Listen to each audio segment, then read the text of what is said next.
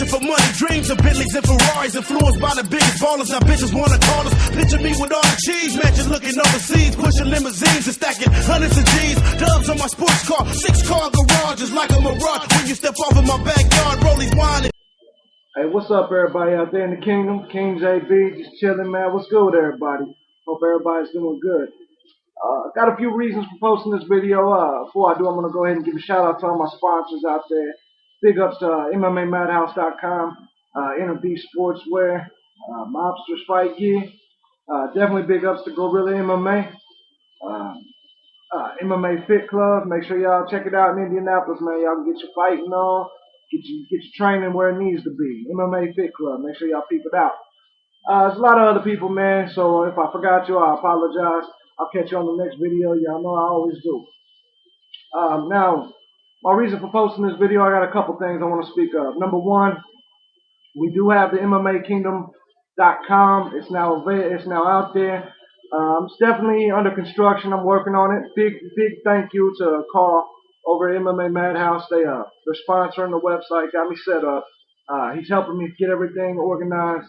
I know a lot of you guys have been active on my www.mmakingdom.weebly.com website, and I appreciate everybody being over there. I do write most of the articles myself. I come strong with you guys every single day. I sit here at this computer and try to give y'all the best shit I can all day, every day in the realm of MMA. So I know a lot of you guys out there appreciate it. I know some don't. To the people that don't, you already know. But, you know, to the people that do, I really appreciate y'all support. Definitely everything that y'all do, man. So thank you very much. But the MMAKingdom.com, the MMAKingdom.com is official. It's there. Right now, all I got is the rankings on there today. I'm definitely working on it all day long. Of course, we got MMA affiliates, Stand Up Indiana tonight on the radio. This is the night where I kind of condense my show to just one specific location in terms of geography. So I hope you guys enjoy that. We are preparing for a big Legends of Fighting Championship 48. I know a lot of you guys are ready for this event. Big Sexy Sean McCorkle has been confirmed. He will be fighting in the main event. So I'm definitely geeked about being cage side at that. Now, to move on, I want to touch base on this the Zuffa shit that's going on recently. Now, let me make this clear. I'm not like everybody else. I'm not, big ups to Bloodstain Lane, and he cut a very good video on the subject. I'm not as conspiracy theorist. I'm a huge conspiracy theorist in real life, but not in terms of MMA. I don't necessarily look at Zuffa as the Illuminati of MMA or anything like that. I think they're definitely trying to take over the business, and just like the NFL did football, Major League Baseball did baseball. So I don't necessarily knock Dana White or Zuffa. But I am definitely concerned with some of the things that's going on. If you remember back at AKA, in 2008 with AKA, they were ready to fire everyone that didn't sign their likeness over for the video games for life. You see what I'm saying? Including John Fitch, Koscheck, they were ready to get rid of all of them. Even Cain Velasquez, who's now the heavyweight champion. A lot of times you see that if you go to war with Zuffa, you will lose, period. It's just the truth. They run the business, they run the sport, really, and it's just the way it is. It doesn't mean everything they do is right. I think what they did with Marlos Conan and John Oliver Nemo and even Alistair Overeem, I think it's kind of flexing their muscles a little bit. Let me make this clear. Valentine Overeem deserved to be cut. He gave up in his fight against Chad Griggs, tapped out the strikes. He's not UFC material, Zuffa material, or Strikeforce material. Marlos Conan, on the other hand, is one of the faces of female MMA. I think without a shadow of a doubt, this cut means that MMA for ladies is done in Zuffa. No question about it. It also, I think, means Strikeforce is on its way out, too. You got to look at something. Overeem's gone, the heavyweight champion. Dan Henderson's a free agent, the light heavyweight champion. Nick Diaz is gone, the welterweight champion. I mean, it's insane to watch Strikeforce kind of just fall apart. But it's happening. You know what I mean? Strike Force is walking the green mile. It's on its way out. And when their contract with Showtime expires in, I believe, February, I think that'll be it. I think Strike Force will be done for good. It'll join Pride and the WEC and quite a few other organizations in the graveyard for MMA. I hate to see it, but at the same time, it gives us a chance to see a lot of our dream fights. So I'm pretty geeked about that situation. Uh, Now, in turn, listen. I'm upset about the Marlos Conan cut and maybe even the John Oliver Nemo cut. But here's the thing: Team Golden Glory or whatever the fuck they're called, they're trying to pull muscle moves with the wrong people. And this is the truth. I'm not justifying these cuts by any means because I think the cuts are horrible. But at the same time, let's be real here, man. Whoever is running that camp over there is fucked up because it's like, I mean, they're wanting you to pay them, much like the situation with Fedor and his camp. They're wanting you to pay them, and then they're going to pay the fighters. From what I understand, they're, much like with Fedor, Fedor's camp got 1.5 million. Fedor got like 300,000 of that. The UFC and Zuffa prefers to deal directly with the fighters. They don't want to deal with these management companies because these management companies try to hold things hostage. We all know that with Alistair Overeem, had he beat Bigfoot Silva and his contract expired, they would have held that shit ransom. The whole tournament, the whole Strike Force Heavyweight Championship, and that's the truth. And I don't even think it's Alistair Overeem that's the bad guy. I do think it's the camp itself. I understand camps want to stick together to go up against the man. But let's be real here, man. Everybody dreams of fighting the UFC. That's what they do. That's why they do this sport. And that goes for Alistair Overeem too.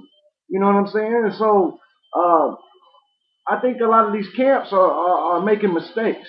You see that Fedor's camp has now hurt his legacy because now with him never fighting the UFC during his prime, and now that he's getting a little old, his legacy will go down with asterisks beside it.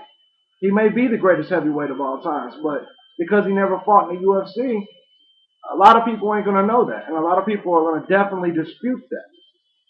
Nogueira, on the other hand, Nogueira went over there and won a world title. So a lot of people say that Nogueira is the best heavyweight of all time. And how can you argue? You know what I'm saying? Just keeping it real. All right, now, with that being said, I just think that with Golden Glory, man, they need to understand that this is where they need to be. You can't bite the hand that feeds you. You know what I'm saying? You can't much like Lyoto Machida did, where he's holding shit hostage. He wanted Anderson Silva money to fight at 133. When you fighters and you can't start doing shit like this, it kind of puts a stain on the game. You know what I mean? In the terms of, you got to handle your contract negotiations like professionals. When your contract, once you sign the contract, you need to honor that contract and then sit down at the table at the end of that contract and say, you know what? Um, I think this time we need to negotiate better terms. But I think that shit goes both ways too. I think Zuffa needs to do that shit too. Quit cutting fighters with fights still on their contract. You know what I'm saying? If I don't know how many fights people have left, but let's just say when they released Marcus Davis, let's say Marcus Davis had 2 or 3 fights left. I really don't know, but let's just say he did. They need to let him finish that contract. Mirko Koprop, he has 1 fight left. In my opinion, when it comes to business ethics, you have to let them finish the contract because they're wanting the same thing vice versa. Zuffa asks a lot from these fighters. They ask for exclusive sponsorships that they approve, and then the sponsors have to pay them like $35,000 before even paying the fighters. So you got to realize, man, a lot of these sponsors that's out here is just insane. Some of these Zuffa rules are insane, but they're the bosses, so they have the right to make them. But I do think that with that being the case, Zuffa is using this power to monopolize everything, to kind of control everything. Uh, Illuminati? No. Definitely. Are they being dicks? Yeah. Marlos Conan got cut because of Alistair Overeem, and we already know that. John Oliver Nemo got cut because of Alistair Overeem. We know that. Valentino Overeem, it was time for him to go anyway. Just be real, man. He's okay, but he's not that type of fighter. He doesn't belong on the big stage. That's the truth. But anyway, just kind of want to give my take on it. I think Strikeforce is definitely on its way out, and I think that's what Dana's trying to do. I think he's trying to bury Strikeforce as we speak, and that's what's happening. So I'm definitely interested in hearing what everybody thinks on which Strikeforce fighters are going to survive this in the end. I think the Nick Diaz's, the Tyron Woodleys, I think there's going to be quite a few that do, but just like with Pride in the WEC, there's going to be quite a few that don't. Curious, you guys leave comments. Let me know who you think's going to survive and who you think's not going to survive. You know what I'm saying? So, anyway, once again, the MMAKingdom.com is now out there. Big thanks to all my sponsors. Just in closing, I think that the releases were wrong. I think Zuffa is pulling a power move here, but at the same time, Golden Glory tried to pull a power move. Which one's more powerful? You gotta think about that. The answer's Zuffa. Period. You can't fuck with him. And people want to call me a Zuffa zombie for what I'm saying right now. That's fine. You know what I'm saying? It is what it is. Like I said, the releasing of Marlois Conan and John Oliver Nemo was wrong. Shouldn't have happened. But this is the business world. Zuffa was wrong. But at the same time, Team Golden Glory was wrong. So I advise Conan and Nemo to get the fuck out of that camp, period. Because they just cost you a job with the biggest organization in the world. I'm just saying. King JB, MMA Kingdom, we out this bitch, man. To all my supporters, I love you. To all my haters, love you too. Real shit, I'm out of here.